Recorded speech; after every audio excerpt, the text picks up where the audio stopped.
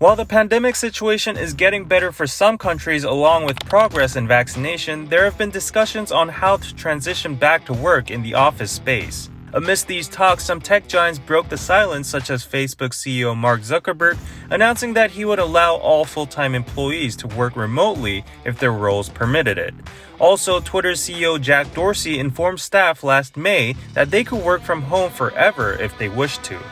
On the contrary, dozens of Apple employees have written a letter of frustration in reply to the recent letter from CEO Tim Cook, who stated that remote work simply cannot replicate some aspects of work in the office, and thus employees would have to commute to work at least 3 days a week starting from September. As major US tech companies have shared their policies and visions about remote working, attention is now headed towards Korean companies as well on how they will cope with the post-pandemic work situation. For the time being, companies like Samsung, SK, Shinsegae, Lotte, and CJ are all implementing rotation duty where only essential personnel physically work at the office and remaining employees take shifts. In the case of Korean e-commerce companies that preemptively initiated remote work, related personnel have stated that they do not feel the necessity of having to work at the office anymore. An insider noted that COVID-19 might have indeed triggered the remote work system, but there was also the purpose of enhancing work efficiency. Currently, as the system has been run since last year, employees and staff have all adapted to the environment. IT industries are also in favor of remote work. For instance, Naver's subsidiary Line Plus has stated that it will enable a fully autonomous working system where the employee can decide to go to the office or not.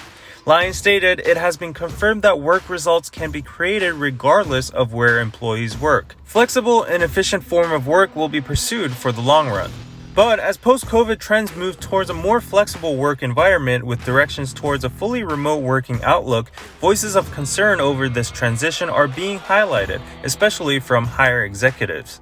This is because CEOs and other executives believe that it is efficient and easy to manage employees when they work together. Especially in the case of Korean offices, not only do the higher executives prefer work in the office due to it being easier to handle the yet relatively top-down chain of command, but also the big 회식 culture, as known as company dinners being frequent and emphasized, is taken into account.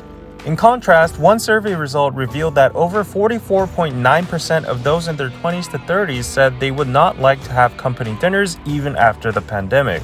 Along with this result, 30.1% wanted work-from-home policies to continue in the same age range.